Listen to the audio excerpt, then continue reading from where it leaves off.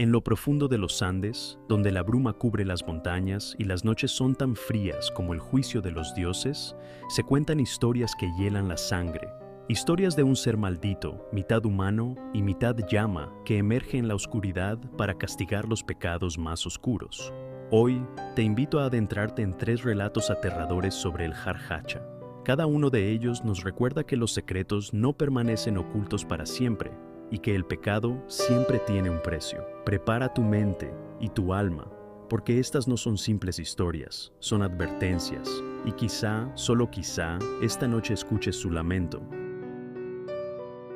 En un pequeño pueblo de los Andes peruanos, las noches de luna llena eran temidas. Durante generaciones, los ancianos habían advertido sobre el Jarjacha, un ser maldito que castigaba los pecados más oscuros. Aunque muchos lo tomaban como un mito, pocos se atrevían a desafiarlo.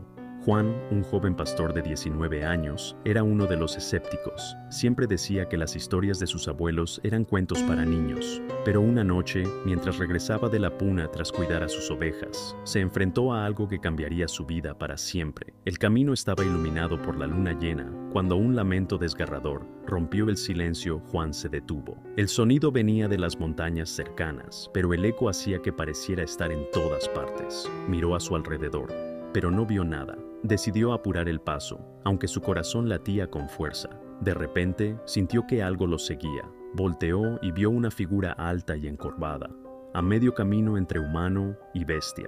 Tenía cuerpo de llama, pero su rostro era una máscara grotesca, con ojos brillando en rojo y dientes afilados que sobresalían de su boca.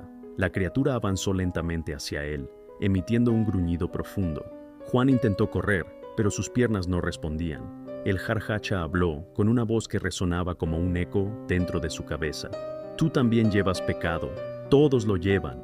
De alguna manera, Juan recuperó el control de su cuerpo y corrió al pueblo. El lamento de la criatura lo persiguió hasta que cruzó la plaza principal, y las campanas de la iglesia comenzaron a sonar. El Jarjacha se detuvo, soltando un chillido aterrador antes de desaparecer. A la mañana siguiente, el pueblo entero se reunió para escuchar la historia de Juan. Mientras relataba su experiencia, los ancianos intercambiaban miradas preocupadas. Uno de ellos, don Pedro, se levantó y habló. El Jarjacha no aparece sin motivo. Su presencia indica que entre nosotros hay un gran pecado. Los rumores comenzaron a circular. Algunos mencionaban el caso de don Efraín, un hombre mayor que había desaparecido meses atrás, acusado de tener una relación indebida con su sobrina. Otros decían que era culpa de doña Rosa, una viuda que se decía practicaba brujería. Esa noche, las cosas empeoraron. Cuando la luna llena ascendió al cielo, los lamentos del Jarjacha volvieron a escucharse, esta vez no solo en las montañas, sino dentro del pueblo. Varias personas dijeron haber visto la figura de la criatura rondando cerca de sus casas. «No podemos quedarnos aquí», gritó doña Elvira, una de las mujeres más viejas del pueblo. «Tenemos que enfrentarlo», respondió Juan, decidido a no huir. Un grupo de hombres armados con antorchas y herramientas salió a buscar al Jarjacha. Juan los acompañó, guiándolos hacia el lugar donde lo había visto por primera vez. El lamento se escuchaba cada vez más cerca, pero la criatura no aparecía. De repente, uno de los hombres gritó. Todos corrieron hacia él, solo para encontrarlo tirado en el suelo, temblando. Su rostro estaba pálido y murmuraba incoherencias sobre ojos rojos y manos heladas.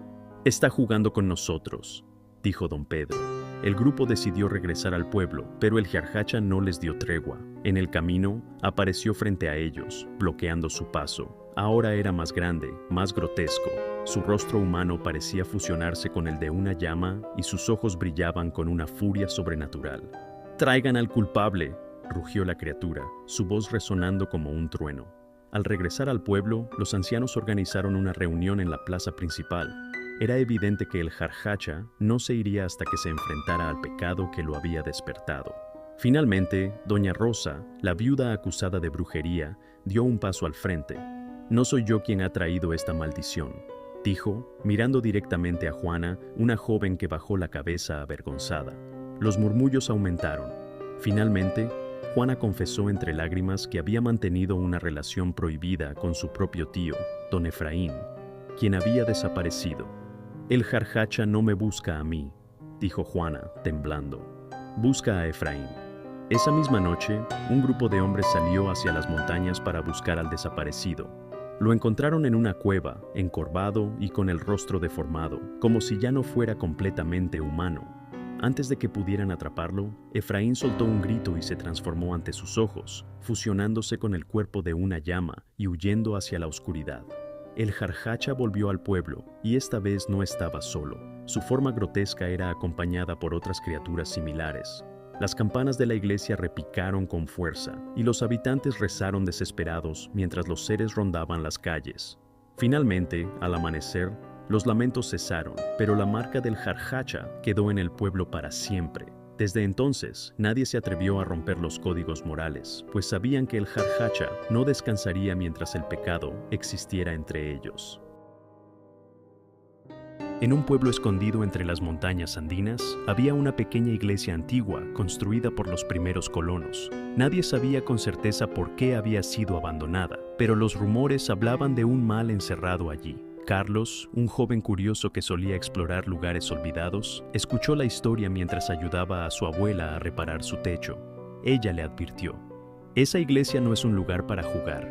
El Jarjacha fue encerrado allí hace muchos años, y su maldición sigue viva». Carlos, incrédulo y cansado de las viejas leyendas, decidió visitar el lugar una noche de luna llena. Reunió a dos amigos, Rosa y Miguel, y juntos caminaron por el estrecho sendero que llevaba a la iglesia. El aire estaba helado, y un extraño silencio envolvía el camino, como si los animales hubieran desaparecido. Al llegar, encontraron la iglesia cubierta de maleza y con las puertas apenas sostenidas por viejas cadenas oxidadas. Miguel las rompió con una piedra y los tres entraron. Dentro, la iglesia estaba en ruinas, los bancos rotos, las paredes llenas de grietas y un altar cubierto por una manta polvorienta. Mientras exploraban, Rosa notó algo extraño en el altar. Había inscripciones grabadas en un idioma desconocido y una figura tallada que representaba a un ser mitad humano y mitad llama. Carlos se burló. «Parece que tus cuentos eran ciertos, abuela». Pero en ese momento, un lamento profundo resonó en la iglesia. Los tres se miraron, congelados por el miedo. Miguel apuntó su linterna hacia la puerta, pero ésta se había cerrado sola. Rosa gritó cuando algo se movió en las sombras detrás del altar. Era una figura grotesca, con patas de llama, brazos largos y un rostro deforme que parecía humano, pero no del todo. El Jarjacha emergió lentamente, su respiración pesada y sus ojos rojos brillando con furia. Su voz resonó como un eco. «¡Traidores! ¡Han roto el sello!». Carlos intentó correr hacia la puerta, pero la criatura fue más rápida. De un salto, bloqueó su salida y se lanzó sobre él, sujetándolo con sus garras. Rosa y Miguel gritaron, buscando algo con qué defenderse. Rosa tomó un crucifijo del suelo y lo levantó hacia el Jarjacha, mientras Miguel rompía un banco para improvisar un arma. El Jarjacha retrocedió momentáneamente, su cuerpo contorsionándose como si estuviera luchando contra sí mismo. Carlos, aún atrapado en sus garras, vio de cerca el rostro del monstruo y se dio cuenta de algo aterrador. Ese rostro era el de su abuelo, desaparecido hacía años. «¡Abuelo!», gritó horrorizado. El Jarjacha soltó un chillido desgarrador y con un movimiento brutal lanzó a Carlos contra la pared. Luego habló con una voz que era un eco múltiple, como si varias almas estuvieran atrapadas en su interior. «El pecado no muere, solo se transforma». Rosa y Miguel aprovecharon el momento para arrastrar a Carlos fuera de la iglesia. Mientras corrían hacia el pueblo, los lamentos del Jarjacha los persiguieron, cada vez más fuertes. Llegaron a la plaza principal, donde las campanas de la iglesia local comenzaron a sonar, y los gritos del Jarjacha se desvanecieron en la distancia. Al día siguiente, Carlos, aún herido y temblando, confesó a su abuela lo que había visto. Ella, con lágrimas en los ojos, le contó la verdad. «Tu abuelo era el pecador. Fue maldecido por sus actos y encerrado en esa iglesia para proteger al pueblo. Ahora que lo has liberado, nunca descansará». Desde esa noche, los lamentos del Jarjacha volvieron a escucharse en las montañas, recordando a todos que los secretos del pasado no deben ser desenterrados. En las alturas de los Andes, el pequeño pueblo de Paucamarca celebraba una fiesta en honor a la Pachamama. Las calles de adobe se llenaban de música, danzas y comida, mientras los lugareños se reunían en la plaza principal. Era una noche alegre, iluminada por la luna llena. Pero no todos estaban contentos con la celebración. justo al borde del pueblo vivía Isabel, una mujer solitaria conocida por ser estricta con las tradiciones. Esa noche, mientras la fiesta rugía en el centro, Isabel se quedó en casa, sentada junto al fuego y repasando las historias que su madre le había contado sobre los males que caían sobre aquellos que rompían las leyes de la comunidad. De repente, un golpe seco en la puerta la sacó de sus pensamientos. Miró el reloj. Era pasada la medianoche. Confundida, se levantó y, sin abrir completamente, preguntó: ¿Quién es? Una voz familiar respondió: Soy yo, Ernesto, ábreme. Ernesto era su primo, pero hacía años que no lo veía. Había salido del pueblo tiempo atrás, tras un escándalo por una relación prohibida. Isabel sintió un escalofrío. ¿Por qué había regresado ahora? ¿Qué haces aquí?, preguntó sin abrir la puerta. Déjame entrar, prima. He estado caminando toda la noche. Necesito descansar. Algo en su tono no era natural, como si hubiera un eco extraño detrás de sus palabras. Isabel dudó, pero finalmente abrió. Ante ella estaba Ernesto, envuelto en un poncho polvoriento y con la mirada baja. Su rostro parecía pálido y tenso, pero no podía distinguirlo bien bajo la tenue luz del fuego. Pasa, pero dime, ¿qué haces aquí a estas horas? Ernesto entró, pero su andar era extraño, casi torpe. Se sentó junto al fuego, pero no levantaba la cabeza. Isabel notó que sus manos estaban agrietadas y cubiertas de una sustancia oscura que no parecía ser simple tierra. Vine a verte, murmuró Ernesto. ¿A verme? Después de tanto tiempo, dijo Isabel con sospecha. Antes de que pudiera continuar, un sonido escalofriante interrumpió la conversación, un lamento largo y profundo que parecía provenir de algún lugar cercano.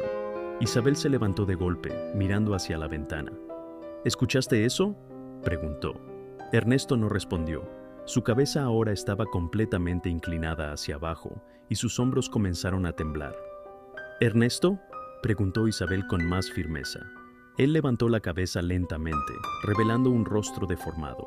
Sus ojos brillaban con un rojo antinatural y su mandíbula se alargaba grotescamente, mostrando dientes afilados como los de un animal.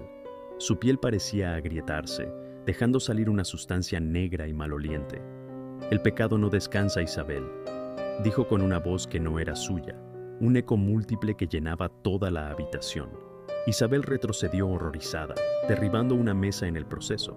Ernesto, o lo que fuera aquello, comenzó a transformarse completamente, sus brazos alargándose en extremidades que parecían patas de llama, y su espalda encorvándose mientras su cuerpo se llenaba de pelo oscuro. El lamento volvió a escucharse, pero esta vez más cerca. Isabel corrió hacia la puerta, pero antes de abrirla, vio por la ventana algo aún peor.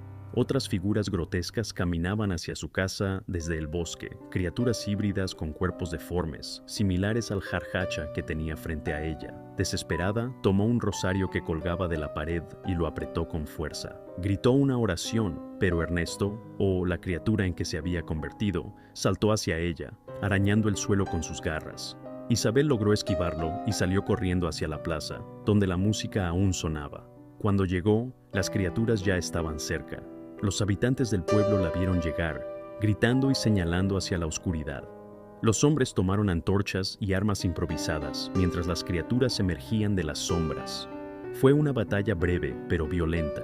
Los hombres lograron ahuyentar a las criaturas con fuego y oraciones, pero no sin perder a algunos. Al amanecer, Isabel contó lo que había sucedido, y el sacerdote del pueblo declaró que los jarhachas habían regresado porque alguien más había roto las leyes ancestrales. Desde entonces, nadie abrió su puerta en las noches de fiesta, y los lamentos de los jarhachas continuaron resonando en las montañas, como un recordatorio de que los pecados nunca quedan impunes.